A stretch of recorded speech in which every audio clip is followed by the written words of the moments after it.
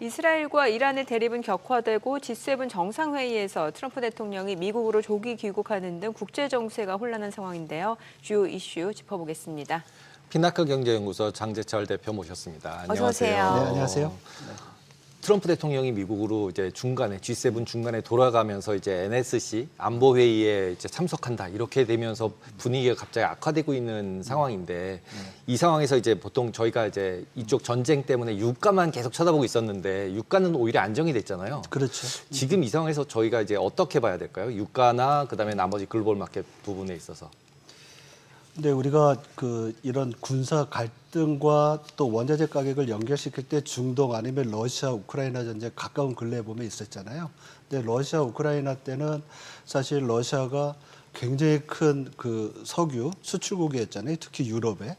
그래서 그때는 유가에 미치는 영향이 좀 크고 좀 오래 갔었어요. 우리가 기억하는 거로 보면. 그렇지만 이번에 중동에서 일어난 사건들을 보면 이란과 이스라엘의 그 물리적 거리를 보면 우리가 소위 얘기하는 전면전이 일어날 가능성은 굉장히 작아요. 그러니까 전쟁을 한다 그러면 이제 소모전처럼 뭐 비행기가 간다든지 미사일을 쏘고 그리고 여태까지 나타난 전쟁의 양상이 이스라엘이 이란의 그 원유 시설에 대한 직접적인 타격은 없었잖아요. 그런 점들이 어떻게 보면 시장에서도 그렇고 이번 전쟁은 좀 갈등의 정도는 크지만 이것이 원유랑 유가에 미치는 영향은 좀 작겠구나 이렇게 이제 볼 수가 있고요. 중동 자체에서만 본다고 하면 그리고 우리가 글로벌하게 원유의 뭐 수요와 공급을 본다 그러면 사실 지금 오펙 플러스에서 증산을 하고 있잖아요. 이런 부분들이 유가 상승을 좀 제약하는 그런 부분이 아니겠느냐 이렇게 볼 수 있을 것 같아요. 그리고 뭐 G7에서 트럼프 대통령이 급고 귀국한 내용에 대해서는 뭐 분분하잖아요. 네. 뭐 평화 이스라엘과 이란 간의 평화 협정이다 아니면 그거 아니다. 트럼프 대통령 반박을 했지만은 사실 평화 협정이나 이런 것은 이란이 분명히 얘기한 게 뭐냐면 이스라엘이 이란에 대한 공격을 멈췄을 때 협의나 회담을 하지 이 공격이 있는 동안은 없다는 얘기거든요. 그래서 그런 부분은 좀 멀은 것 같고 일부에서는 그 이란이 가지고 있는 지하 핵시설 포르드 지역에 있는 그거에 대한 벙커버스터 공격 아니냐 미국이 이스라엘은 그 폭탄이 없다면서요. 근데 이것도 제가 볼 때는 미국이 이란에 대한 압박은 주지만 직접적으로 개입하는 것 자체는 사실 트럼프 대통령의 기본적인 노선이 나 이제는 미국은 이제 국제 경찰로를 안 해 이런 뜻이잖아요. 그래서 그렇게 직접적인 개입 같지는 않고요. 뭐 다른 이슈가 있지 않을까 이렇게 생각을 해봅니다. 지금 화면에 나오는 그 이제 프랑스 마크롱 대통령은 내가 휴전 때문에 워싱턴으로 돌아갔다고 말했지만 틀렸다. 휴전과 관련이 없다. 더 큰 문제 때문이다. 예, 더 큰 문제에 대해서는 우리가 좀 기다려봐야 되지 않겠나 이런 생각이 듭니다. 그러니까 보통 이제 기대하기는 지금 말씀하신 것처럼 이제 핵을 못 만들게 하겠다. 이게 제일 핵심에 있었고 핵 협상을 하고 있었잖아요. 기본적으로. 그러다가 일단은 트럼프 입장에서 보면은 이란이 답을 안 줬잖아요. 그렇죠. 네, 그런 상황이니까 그리고 나자마자 바로 공격을 시작을 했고 이스라엘이 그래서 뭐 땡큐라고 거의 이제 해준 거고 그 상황에서 갑자기 갔으니까 이제 뭔가 미국이 개입할 것 같은 이런 분위기가 되면서 우리나라 시장도 그렇고 이제 미국 나스닥 선물주도 이제 하락세로 다 전환이 된 상황이잖아요. 근데 이제 지금 대표님 보시기에는 그게 롱텀하게 갈 부분은 아니다. 영향이 없을 가능성이 더 많다. 오히려 이렇게 보시는 거네요. 예, 그리고 사실 그동안 중동에서 여러 번의 무역 충돌이 있었잖아요. 그리고 네. 뭐 어떻게 보면 1980년대에 그 탱커 전쟁이라고 그래가지고 유조선이 그 호르무즈 해협에서 약 한 250척 정도가 공격을 받고 이런 적도 있었어요. 그때도 보면 결국은 그 호르무즈 해협이나 뭐 이런 어떤 운송에 있어서의 차질이 유가를 올릴 거라고 생각을 했는데 다 아시지만은 석유 수출을 중동 국가들이 그 배로만 하는 게 아니라 파이프라인을 통해서도 또 한다고 그래요. 그래서 지금 사우디아라비아랑 아랍에미레이트가 약 한 매일 680억 배럴 정도의 그 파이프라인을 통한 그런 어떤 수출을 하는데 호르무즈 해협을 통해서는 약 2,100만 배럴 정도 수출하잖아요. 그래서 근데 파이프라인도 아직까지 그 반 정도밖에 못 쓰는 것 같아요. 그래서 이러한 여러 가지 요인들을 보면 직접적인 그 뭐라 그럴까요? 유럽 원유 시설에 대한 시추 시설에 대한 이스라엘의 공격이 없는 한 일부 아이비들에서 얘기하는 것처럼 배럴당 뭐 120에서 130달러, 100달러 이렇게까지는 가지 않을 것 같다 이런 생각이 좀 많이 듭니다. 네. 사실 그동안 이제 많은 전문가들이 그동안 이제 이란이 최후의 수단으로 그 호르무즈 해협 봉쇄라는 거를 갖고는 있지만 실제로 이 카드를 쓴 적은 없기 때문에 이번에도 이제 호르무즈 해협을 봉쇄하진 않을 것이다라는 게 대부분의 의견이었던 것 같은데. 예, 맞습니다. 예. 근데 지금 오늘 이제 보도긴 합니다만 뭐 이제 이란 혁명 수비대하고 예멘 후티 반군이 그 호르무즈 해협을 봉쇄하기로 합의했다. 이제 보도가 나왔는데 이게 뭐 아직까지 진짜로 실질적으로 봉쇄하기에는 움직임이 나오는 것은 아닙니다만 만약에 지금 이란이 진짜 쓸 수 없는 카드가 있다라고 하면 물론 이제 중국으로 대부분 수출되는 게 이란산 원유긴 합니다만. 그럼에도 사실 예. 그 호르무즈 해협 자체를 봉쇄하는 건 굉장히 어렵다고 얘기를 해요. 대부분이 오만의 영역이고 그리고 여태까지 이제 말씀하셨지만은 여러 번의 과거의 그 위협이 그냥 위협에서 끝나고 현실화되지 않았다는 점은 어떻게 보면 JP 모건 같은 경우에는 그런 일이 발생할 가능성을 17% 정도로 봐요. 그러니까 상당히 낮은 수준으로 지금 시장은 그렇게 보고 있지 않나 네. 이렇게 봅니다. 물론 뭐 급작스러운 뉴스 때문에 시장의 변동성은 있을 수 있지만 현실화될 가능성은 크지 않다고 보고 있고요. 오히려 걱정이 되는 것은 만약에 미국과 이스라엘이 이란에 대해서 굉장히 군사적 압박을 계속할 경우에는 네. 이란이 소위 말해서 과거에 보면 후티나 아니면 다른 이란 추종 세력들을 통해서 사우디아라비아에 공격을 한 경우가 있었어요. 네. 그래서 이런 정도의 어떤 그 지금의 군사적 갈등이 이스라엘에서 더 확산이 돼가지고 중동 다른 국가들로 번질 경우 이 경우가 이제 어떻게 보면 더 우려되는 상황인데 호르무즈 해협보다는 오히려 그런 쪽이 더 현실성이 높지 않나 이렇게 생각을 해볼 수가 있는 거죠.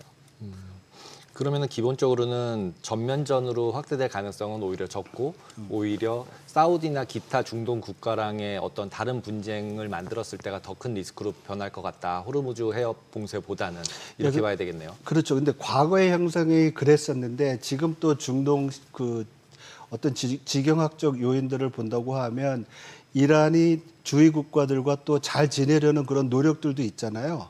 그래서 과거랑 좀 여러 가지 변한 부분이 있어서 어떻게 보면 이란 입장에서는 상당히 지금 어려운 네. 정치, 외교, 군사적으로 어려운 상황에 대해서 굉장히 이제 협상이나 평화적인 어떤 수단을 먼저 요구할 가능성이 크지 않나 이렇게 보고요.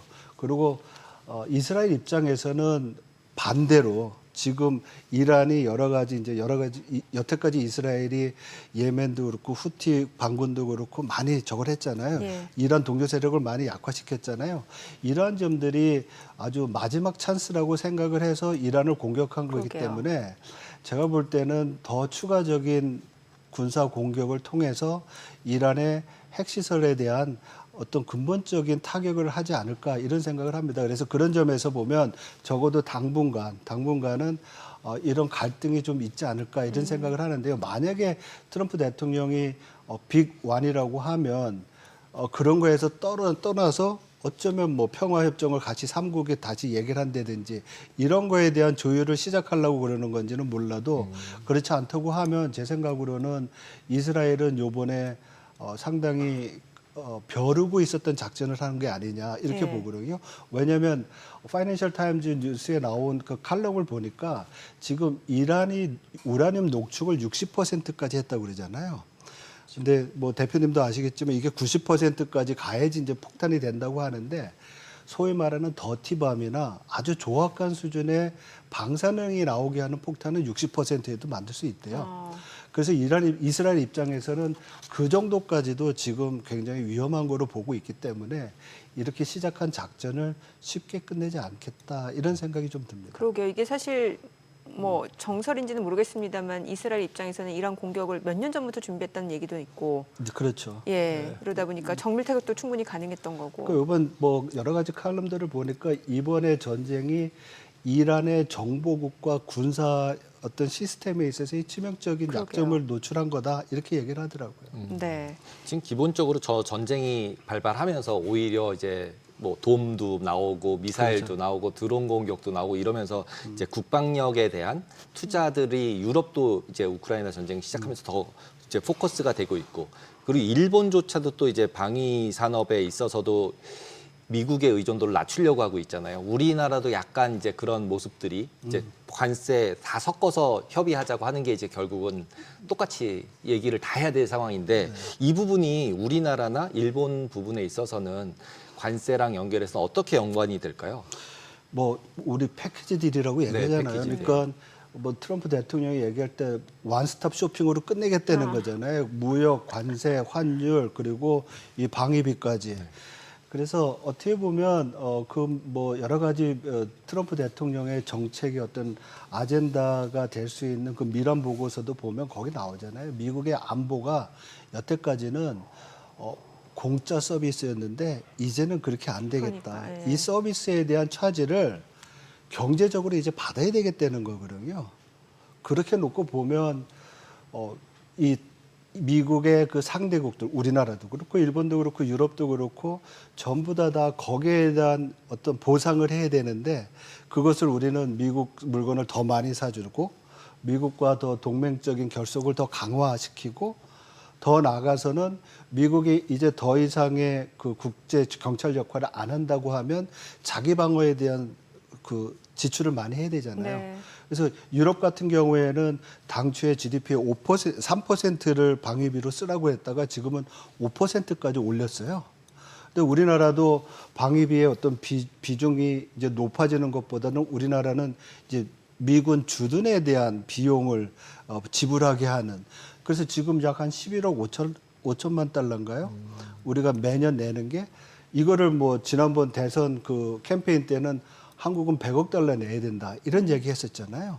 그래서 이 정도까지 우리가 지불해야 될지는 모르겠지만은 어쨌든 지금 진행되고 있는 한미 간에 아니면 미국과 주요 동맹국 간의 경제 협상, 관세를 위한 관세 협상에 분명히 안보 비용은 들어갈 거로 보고 거기에 대한 대책들이 되게 필요하죠. 우리나라 같은 경우에도 미국과 이 협상을 할 때 어떤 식으로 우리 한미 안보 동맹을 더 강화시키면서 미국의 무역 그 압력을 줄일 수 있는지 그거에 대한 고민이 필요하고요.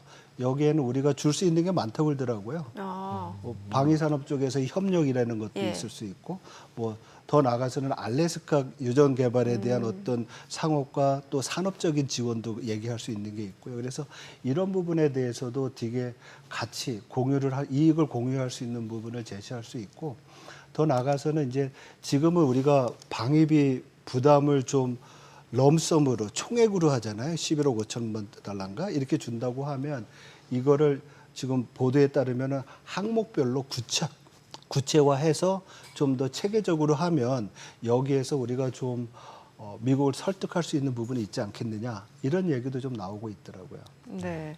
자, 그리고 뭐 지금 중동 쪽 이슈 때문에 좀 묻히긴 했습니다만 이번 주가 또 FOMC가 있어요. 네. 이게 뭐 시장의 예상은 일단 금리 동결인데 뭐 그거보다 중요한 건 이제 파월 기자회견 여기서 어떤 내용을 얘기할지 이 부분에 또 관심이 크잖아요.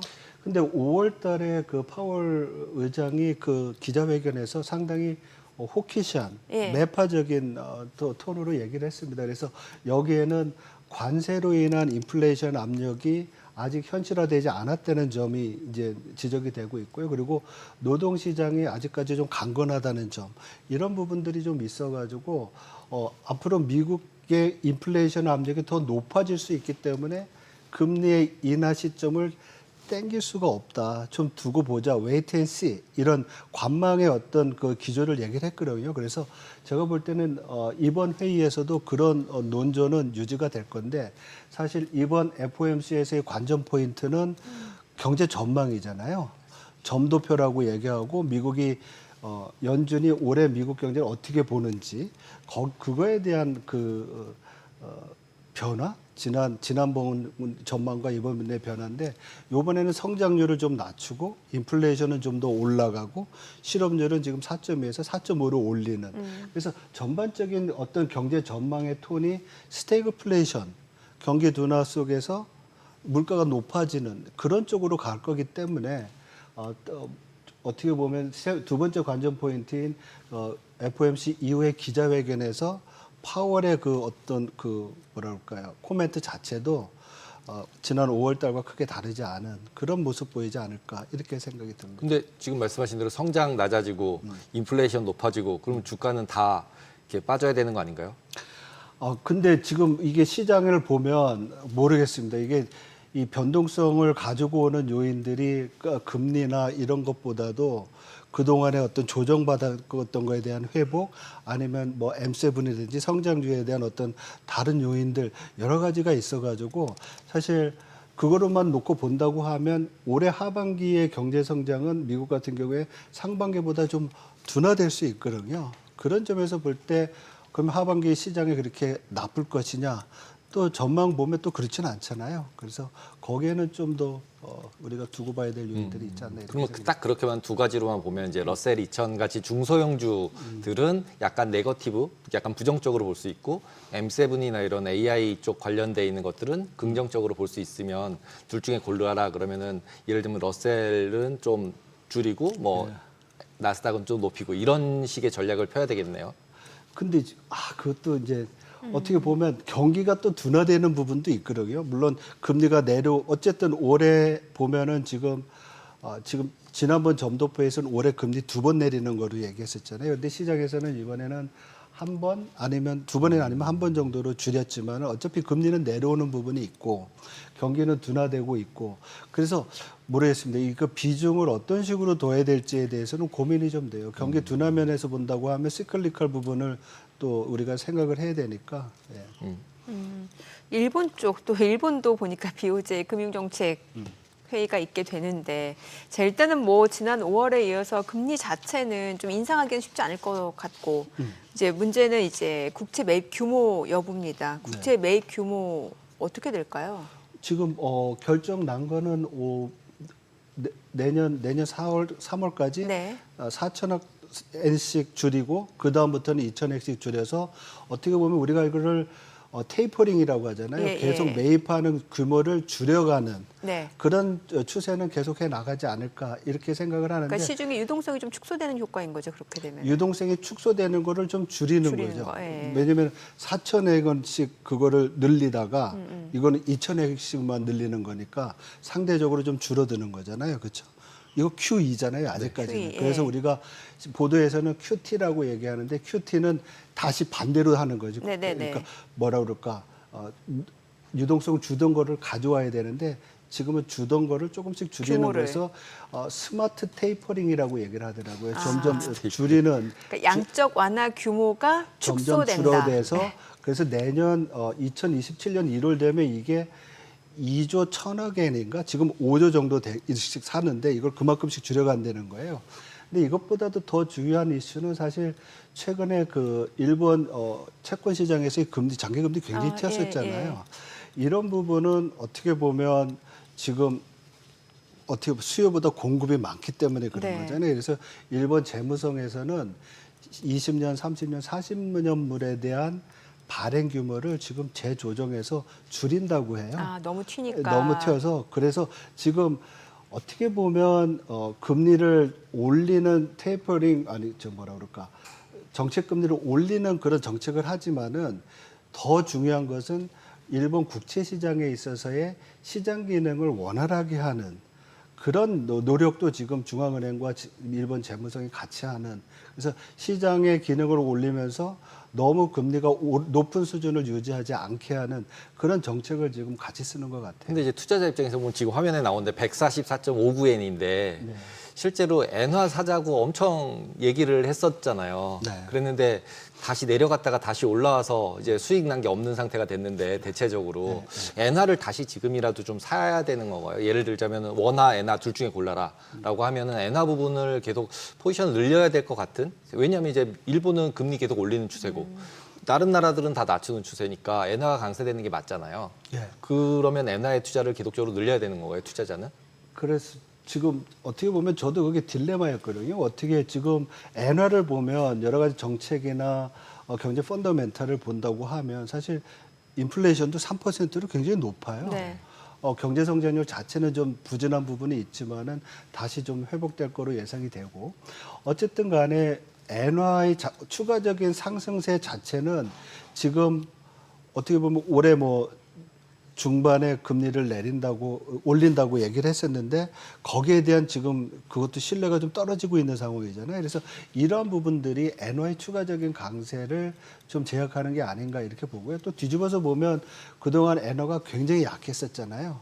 그래서 상당히 이제 강세가 된 부분들이 있으니까 이런 부분에 대해서 어떤 페이백이 아니냐 이렇게 보고 있습니다. 그래서 오히려 지금 원화 부분에 있어서도 추가적인 강세 여력이 우리가 있을까라고 지금 고민을 좀 해봐야 되지 않나 이런 생각이 듭니다. 왜냐하면 상당히 원화도 많이 지금 강세가 된 네네. 부분이 있고 그리고 더 중요한 거는 달러 지수가 지금 뭐 97, 98 수준인데 이게 추가적으로 더 내려올 여지가 있을지 여기에 대해서도 좀 고민이 돼요. 왜냐하면 연준이 이번에 만약에 점도표에서 금리 인하의 횟수를 2번에서 1번으로 내린다고 하면 달러화의 어떤 그런 약세에 대한 전망도 약간 후퇴할 수 있는 그런 부분이 있다고 생각이 듭니다. 네, 오늘 내용 잘 들었습니다. 고맙습니다. 고맙습니다.